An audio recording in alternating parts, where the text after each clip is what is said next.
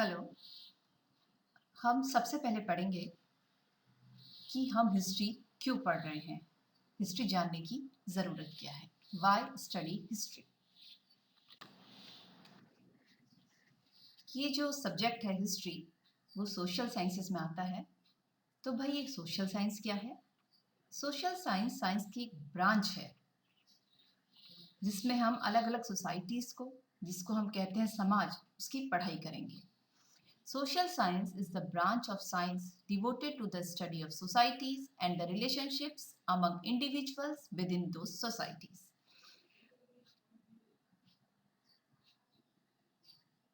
मनुष्य मतलब आप, हम सब एक समाज का हिस्सा हैं, एक सोसाइटी का हिस्सा है, जो एक समाज फॉर्म करते हैं, एक सोसाइटी फॉर्म करते हैं, और हम कहते हैं कि मनुष्य एक सामाजिक प्राणी है। Man is a social animal.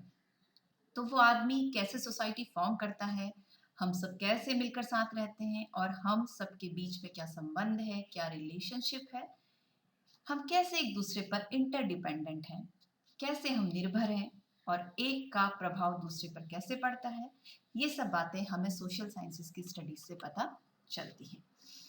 ये सोसाइटी का साइंस है जिसमें एक व्यक्ति दूसरे व्यक्ति से कैसे जुड़ा है, क्यों जुड़ा है, इन सब की पढ़ाई की जाती है।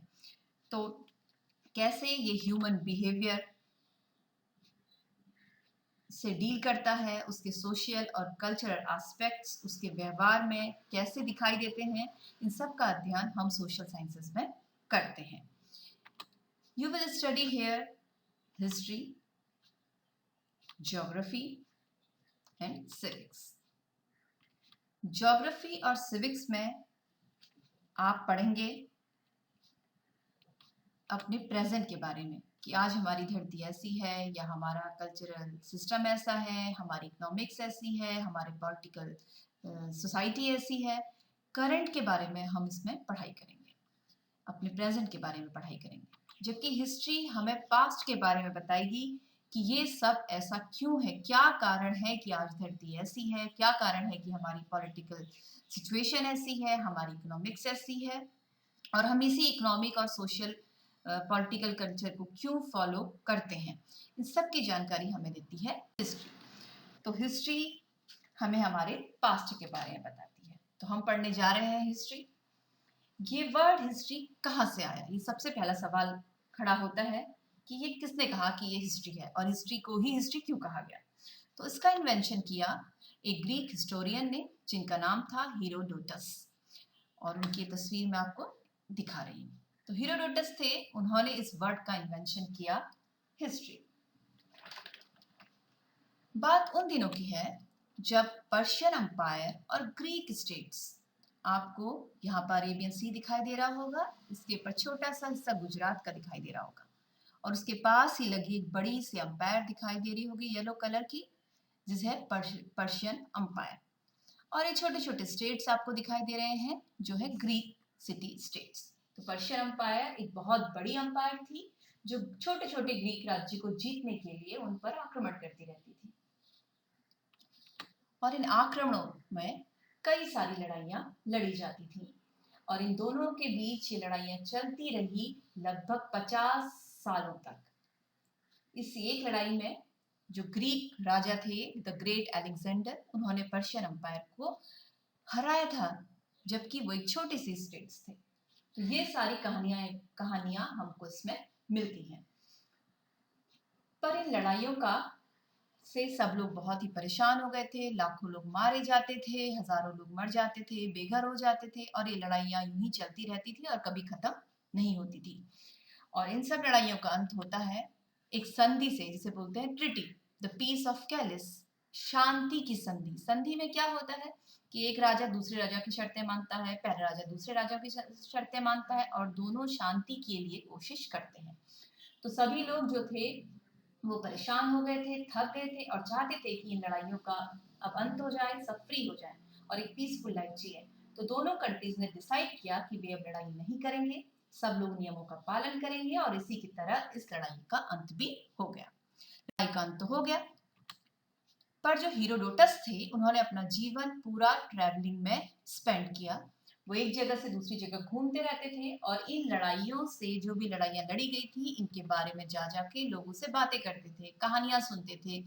जो वॉरियर्स थे, योद्धा थे, उनके जो एक्सपीरियंसेस थे उनको वो शेयर करते थे और इन सब कहानियों को वो अपनी डायरी में किसी जगह पे नोट डाउन करते थे और ये सब वो ग्रीक लैंग्वेज में करते थे, जो उनकी भाषा हुआ करती थी।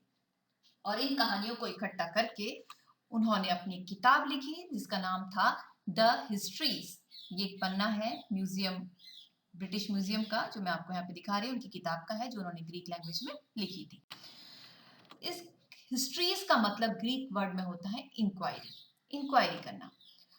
उन्होंने इंक्वायरी की थी इस युद्ध की कि ये ग्रीक पर्शियन वार्स क्यों हो रहे थे, इससे लोगों की जिंदगी में क्या प्रभाव पड़ रहा था, इन लड़ाइयों के पीछे के कारण क्या थे। और इन सब बातों को इकट्ठा करके उन्होंने अपनी किताब बनाई थी और जिसमें उन्होंने अपनी इंक्वायरियों के, जो भी उनकी इंक्वायरीज थी उनको भी लिखा था और उसके कारण और आने वाले आफ्टर इफेक्ट्स के बारे में भी डिस्कशन किया था, ताकि फ्यूचर में ये लड़ाइयाँ अब ना हो। वो जगह जगह जाते थे, इन कहानियों को सुनाते थे और यहाँ तक कि वे इन कहानियों को सुनाने के चार्जेस भी लिया करते थे लोगों से। तो ये तो बात रही हिस्ट्री की, हीरोडोटस की हिस्ट्री की। पर हमारी किताब का नाम है अवर पास्ट। ये कहानी होने वाली है हमारी पास्ट की, हमारे इतिहास की, हमारी इतिहास की, जो हमें बताएगा कि हम यहाँ क्यों हैं, कैसे हैं और इनके पीछे के कारणों को डिस्कस करेगा। तो ये हीरोडोटस की तरह ही हमें भी इंक्वायरी करनी है अपने पास्ट की और इन्वेस्टिगेट करना है अपने इतिहास को। और meaning of history is study on investigation of the past time, अपने पास्ट टाइम की, हम कहाँ से आए, कौन थे, क्यों आए और आज हम जो हैं वो कैसे बने। हम भी एक कहानी बनाएंगे पर जो एविडेंसेस के बेस्ड पे होगी, अपनी मन की किसी कल्पना के आधार पर नहीं होगी। It is the story of man in time, an inquiry into the past based on evidences. तो हमारी किताब का नाम है Our Past. Why our past, not past? ये बात कुछ उसी तरह की है कि जो हमारी सोसाइटी है वो एक आदमी की सोसाइटी नहीं है, वो कई लोगों से मिलके बनी है, इसलिए हर तबके, समाज के हर तबके की अपनी एक हिस्ट्री है और उनकी इंटरडिपेंडेंस है एक दूसरे पे। जैसे तुम्हारी क्लास, इस क्लास में 50 बच्चे हैं, एक बच्चा फर्स्ट आता है, कुछ बच्चे स्पोर्ट्स में अच्छे होते हैं, कुछ ड्राइंग में, कुछ डांस में, कुछ म्यूजिक में, कुछ सिंगिंग में, और इन सभी बच्चों को मिलकर हमारी क्लास बनती है। क्लास 6 में अगर जानना हो क्लास 6 को तो आपको सबको जानना पड़ेगा। किसी एक बच्चे को जान के आप पूरी 6 क्लास के बारे में पता नहीं चला सकते, उसलिए आपको उसके पूरे कैरेक्टरिस्टिक एक एक ग्रुप को जानना होगा और उसको समझना होगा। So we have to create a meaningful story of mankind, but not for a single person. We have to make the history of a society, not only about political events. ऐसा नहीं कि बड़ी बड़ी लड़ाई और राजनीतिक घटनाओं के बारे में हमें जानना है, नहीं, हमें सब कुछ जानना सोसाइटी का, जो समय सोसाइटी पे चल रहा था। Not only about great men, king, queens. It is about the lives and activities of ordinary men, women, children. वो सब भी क्या कर रहे थे उस समय में, ये सब भी हमें जानना है, एक्सप्लेन करना है और अपने इतिहास की कहानी को बनाना है। It's an act of both investigation and imagination. हमको इन्वेस्टिगेट भी करना है और इमेजिनेशन भी करना है और तब हमें एक्सप्लेन करना है कि how people have change over time, कैसे बदले हम सब और यहाँ तक पहुंचे हैं और क्यों बदले हैं। बिना हिस्ट्री को पढ़े हम अपने present social, political, religious and economic condition को नहीं जान सकते कि हमारा सोशल स्ट्रक्चर आज ऐसा क्यों है। ये जानने के लिए हमें हिस्ट्री को पढ़ना ही होगा। इसलिए हिस्ट्री को मदर ऑफ सोशल साइंस भी कहा गया है। अलग अलग स्कॉलर्स ने हिस्ट्री की अलग अलग डेफिनेशन दी है। तो अकॉर्डिंग टू पंडित जवाहरलाल नेहरू, जो भारत के पहले प्राइम मिनिस्टर थे, उनके according history is the story of man's struggle through the ages against nature and elements, against the beast and the jungle and some of his own kind who have tried to keep him down and to exploit him for their own benefit. मतलब कि history मनुष्य के सदियों से किए हुए struggle की story है। अब ये स्ट्रगल किसके अगेंस्ट किया उन्होंने? नेचर के, नेचुरल डिजास्टर जिनको हम पढ़ा है आपने, फ्लड्स, अर्थक्वेक्स, ड्राउट्स, इन सब से लड़के वो कैसे बाहर आया। उसके अलावा जंगली जानवरों, जंगल और खुद अपने जैसे लोगों से, अपने जैसे मनुष्यों से जो नीचा दिखाते रहे लोगों को और उनका शोषण करते रहे अपने फायदे के लिए, इन सब चीजों के अगेंस्ट मनुष्य खड़ा हुआ और उसने लड़ाई लड़ी और यहाँ तक आज वो पहुंचा है। तो ये डेफिनेशन है पंडित जवाहरलाल नेहरू जी की। इसके अलावा है according to NCERT, history is the scientific study of past happening in all their aspects in the life of a social group in the light of present happening, जो हम अभी पढ़ रहे थे।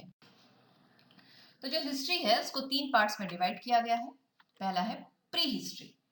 ये हिस्ट्री का वो वक्त है, वो टाइम है जिसके रिटर्न रिकॉर्ड्स हमारे पास नहीं है। तो जब रिटर्न रिकॉर्ड्स नहीं है तो हमें उसके बारे में पता कैसे चलेगा। तो उस समय के टूल से, पेंटिंग से, फॉसिल से, कॉइन से और जो भी खुदाई में हमें चीजें मिली हैं, केव्स में हमें चीजें मिली हैं, यहाँ तक कि नदियों में जो चीजें मिली हैं, उन सब के आधार पे हम एक कहानी बनाएंगे। दूसरा है प्रोटो हिस्ट्री।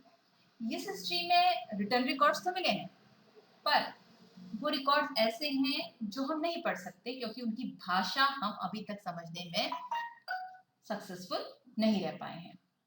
तो इस पीरियड को कहते हैं प्रोटो हिस्ट्री। उसके बाद है हिस्ट्री।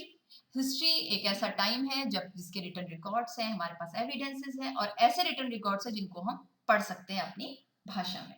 तो ये हिस्ट्री तो आसान है समझनी क्योंकि हमारे पास ये हम बहुत फेमिलियर हैं इससे और इजीली इसको अंडरस्टैंड कर सकते हैं।